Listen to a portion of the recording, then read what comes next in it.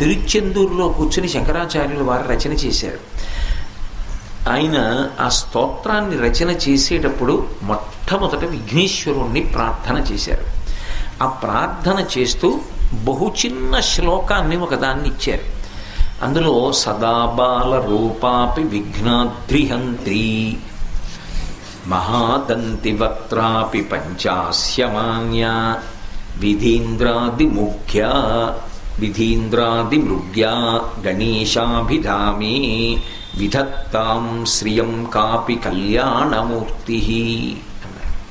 ఈ శ్లోకం నిజానికి అందరూ నోటికి వచ్చేటట్టుగా కంఠగతం చేసుకోవడం చాలా చాలా అవసరం. ఎందుకంటే విఘ్నేశ్వరుణ్ణి ఈ శ్లోకంతో ఒక్కసారి పిలిస్తే కాపి కళ్యాణమూర్తి విధత్తాం శ్రియం అన్నారు. నాకు ఏది కావాలో అది